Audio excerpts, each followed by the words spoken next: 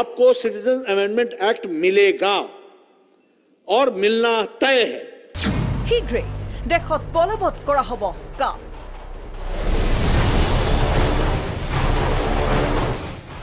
JP नड्डार घोषणार पाছতে राज्यत एटिया तीव्र प्रतिक्रिया। शीघ्रे देशत बलवৎ करा हब बहु बितर्कित नागरिकत्व संशोधनी विधेयक। कोविड परिस्थितिर बाबेहे का बलवৎ करात विलम्ब होइसे।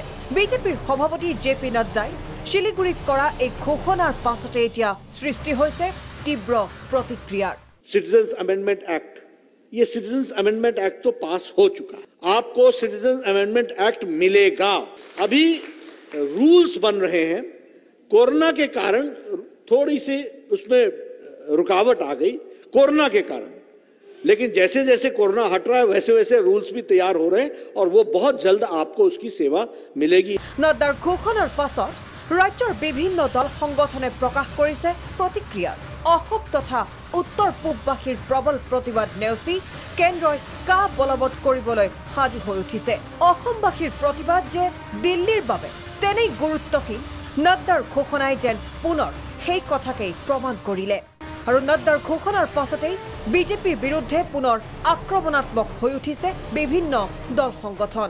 আমি দাবী কৰিছো যে এই যে বিজেপি দল এটা সাম্প্ৰদায়িক দৃষ্টিভংগী লৈ তেওঁলোকে আজি নিৰ্বাচনত আজি অপতন হ'ব বিচাৰিছে আৰু মানুহক বিভাজন কৰি তেওঁলোকে ক্ষমতা দখলৰ কাৰণে চেষ্টা কৰিছে। অসমৰ ভাষা কৃষ্টি সাহিত্য নিখেক কৰি তেওঁলোকে যি নাগৰিকত্ব সংশোধনী বিধেয়ক বলবৎ কৰাৰ কাৰণে যোৱাকালি যি কৈছে এই কথাটো আমি কেতিয়াও গ্ৰহণ কৰিব নোৱাৰো। জেপি নাড্ডাৰ মতে প্ৰথম পৰ্যায়তে অসমত 11 লাখ বাংলাদেশে নাগৰিকত্ব পাব। তাৰ কাৰণে ছাত্ৰ মুক্তি সংগ্ৰাম সমিতি, কৃষক মুক্তি সংগ্ৰাম সমিতি, অসমবাসী ৰাইজ কেতিয়াও মানি নলয়। কা বিৰোধী আন্দোলনত সক্ৰিয় ভূমিকা গ্ৰহণ কৰা শিল্পী মানস প্ৰবীণেও প্ৰকাশ কৰিছে তীব্ৰ প্ৰতিক্ৰিয়াৰ। এতিয়া কথা আমি কোৱাৰ সময় নহয়, কথা এতিয়া ক'ব লাগে বিজেপিৰ নেতৃবৃন্দই। কাৰণ আমি যেতিয়া বিৰোধিতা কৰিছিলোঁ আমাক ভুল বুলি প্ৰমাণিত কৰিবলৈ তেওঁলোক উঠি পৰি লাগিছিল। এতিয়া তেওঁলোকৰ নেতৃত্বই ঘোষণা কৰিছে, সদম্ভে ঘোষণা কৰিছে। গতিকে এতিয়া তেওঁলোকে ৰাইজক আশ্বস্ত কৰিব লাগে যে ইমপ্লিমেণ্ট হোৱাৰ পিছত বিদেশী আমাৰ স্বদেশী হ'ব নে নহয়। আৰু কাক কেন্দ্ৰ কৰি পুনৰ ৰাজ্য উতাল হৈ পৰাৰ আশংকাই এতিয়া দেখা দিছে। Bureau report, Prag news.